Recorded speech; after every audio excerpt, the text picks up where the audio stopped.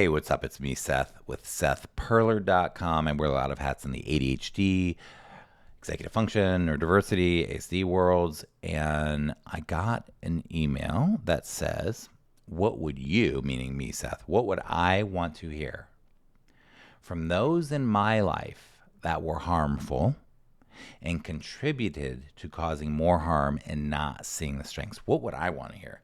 So, great question. I love the question. Did not see that one coming. So, that's pretty cool. Thank you for sending that in. So, as a child with undiagnosed ADHD, executive function challenges like you wouldn't believe, as somebody who went to college because I thought I was supposed to, but I went on probation to start college. I had to go through a summer school to get into college, and then I failed out of that college, and then I went to another college. I don't know why I wasn't ready because I thought I was supposed to, and failed out of, or dropped out of that college before I was going to fail out because I was failing out of that one. I almost failed out of high school. I felt like a lazy failure. And when I read this question, I immediately thought of one particular teacher. And obviously, I'm not going to say their name or anything like that, but one particular teacher popped into mind first. And this says, it says causing more harm and not seeing the strengths.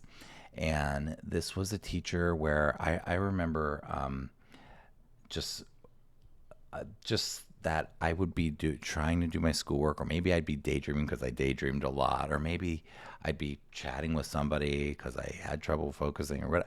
I don't know. But I just remember like being blindsided by this teacher so much, feeling like I was caught being bad, and I was so confused. I just didn't understand, and I internalized it. And I thought, okay, I must be bad. But I just, and it happened over and over and over and over throughout the school year that she would say something to me and I would be blindsided. I still didn't see it coming. I was so naive and innocent and just assumed that she was on my side and whatever. And I just, I just still was always surprised. I was like, what did I do this time? What did I do this time? I could do no right.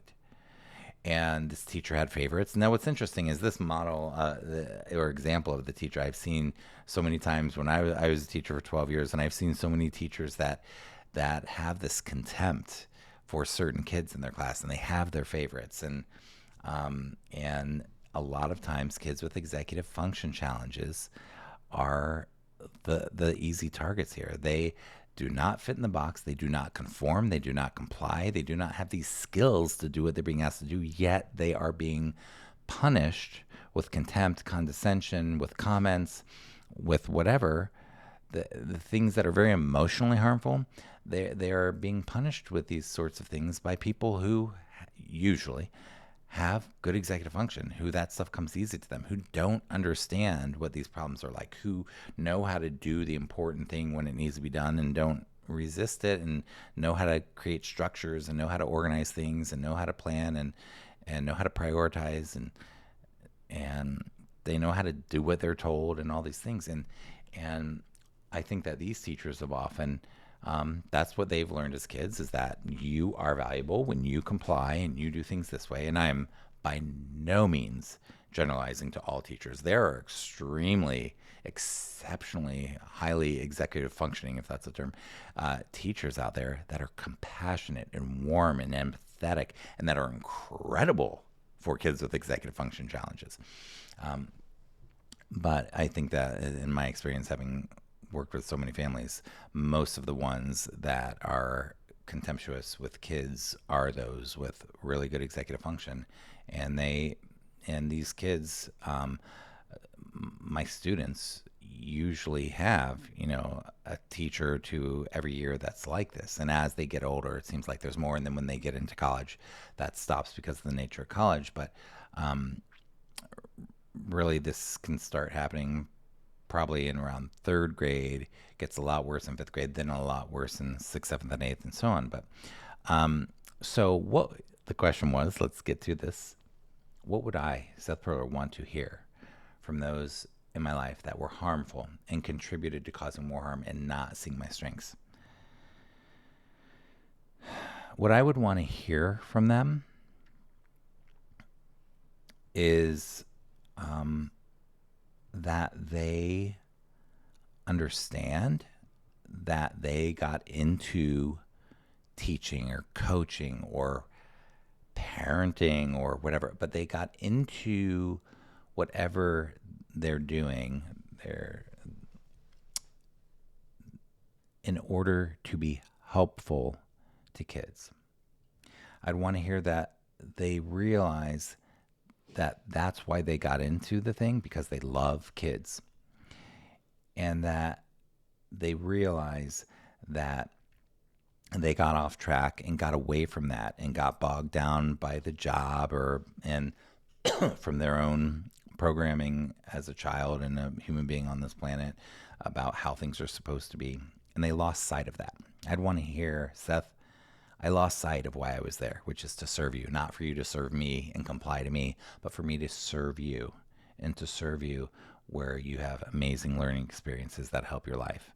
So I'd want to hear that they got back to the focus and the point and the mission of what their heart intended to do in the first place. So I'd want to hear that. And number two, I'd want to hear that I wouldn't want to hear an apology. I'd want, because it just doesn't change anything. But I'd want to hear that they are doing everything that they can now to love kids, the people in their life, their family, the people around them, to be compassionate and empathetic and warm and caring and have a generous heart and a spirit of service in their life. That's what I'd really want to hear. Now, I would not want to hear an apology, as I said, but this says not seeing the strengths. I would love to hear something that they saw me. So it'd be nice to hear, you know what, Seth, I actually noticed when you were a kid, you're actually really good at this. Or you're so interesting in the way that you did this or approach these sorts of problems or were with your friends or things like that. Like, I'd want to be seen. Just be, you can see, even I can feel it in my face, like just talking about this.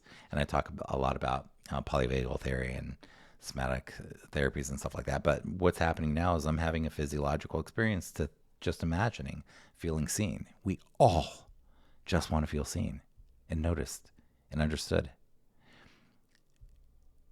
It's so simple, it's crazy, but it's so not easy for a lot of us living in this very fear-based world. But those are the things that I would want to hear. Again, my name is Seth Perler with SethPerler.com. I do this as a service and for free. So if you like this video, if you want to pay it back to me, share it around. Take the URL and share it with some people right now. And you can give it a like. That helps as well. And you can leave a comment too. What would you want to hear? What would you want to hear from somebody who didn't really see you as a kid? The more you can share with us, that can help us see that none of us are alone here. None of us have it figured out, and we've all gone through some things. So you can find me at SethPerler.com, get some freebies there. ExecutiveFunctionSummit.com. If you're a parent or a teacher, check out the free summit. It's coming up soon. And ExecutiveFunctionLab.com, my community with supportive families and me there helping you throughout this journey. Take care. I want to wish you peace in your heart, joy, and connection with the people you care about, particularly connection with the kids in your life. Take care.